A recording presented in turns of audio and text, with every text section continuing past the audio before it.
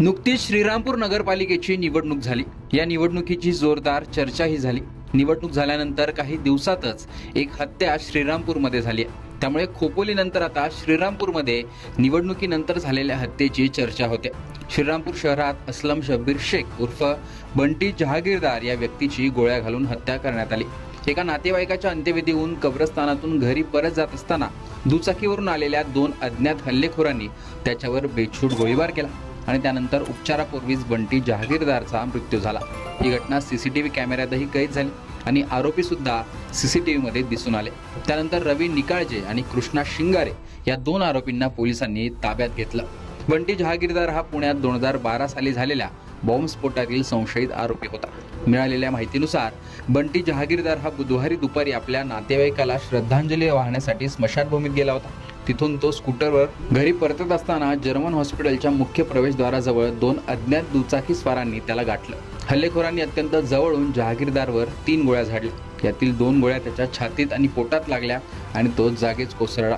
रक्ताच्या थारोळ्यात पडलेल्या जहागीरदारला तातडीने रुग्णालयात हलवण्यात आलं, मात्र उपचारापूर्वीच त्याचा मृत्यू झाल्याचं डॉक्टरांनी घोषित केलं। आरोपींना पोलिसांनी अटक केली असून त्यांची चौकशी सुरू आहे। नुकत्याच झालेल्या श्रीरामपूर नगरपालिका निवडणुकीत बंटी जहागीरदार हा सक्रिय होता। त्याचा चुलत भाऊ रईस शेख काँग्रेसच्या तिकिटावर नगरसेवक म्हणून निवडून सुद्धा आला।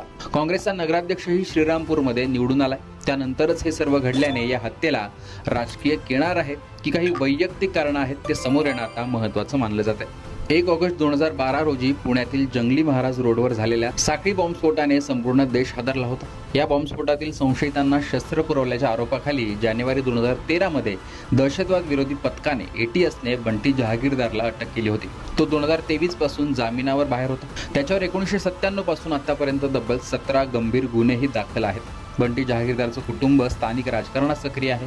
त्याची आई ही श्रीरामपूर नगर परिषदेची माजी सदस्य होती। बंटी जहागीरदारच्या अंत्ययात्रेला मोठी गर्दीही श्रीरामपूरमध्ये पाहायला मिळाली। त्यावरूनच श्रीरामपूरमध्ये त्याचं चांगलंच वर्चस्व होतं हे दिसून आलं।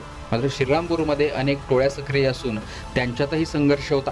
त्याच टोळी संघर्षातून ही हत्या झाली का ते समोर येणं देखील आवश्यक मानलं जात आहे। पण एकूणच निवडणुकीनंतर तिथेही काँग्रेसची सत्ता आली, त्यात बंटी जहागीरदारची मोठी भूमिका होती असं बोललं जात आहे।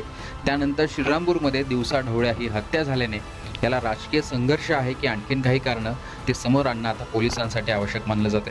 आता हे 2 आरोपी कोण आहेत, त्यांनी कोणाच्या सांगण्यावरून हे केलंय का ते देखील समोर आल्यानंतर आणखीन काही संघर्ष पेटतो का ते पाहणं महत्त्वाचं असणार आहे। आणि कोणा श्रीरामपूरमध्ये झालेली हत्या याविषयी तुमचं मत कमेंट बॉक्समध्ये सांगा। लोकमतचं YouTube चॅनल सबस्क्राईब केलं नसेल तर आठवणीने सबस्क्राईब देखील करा।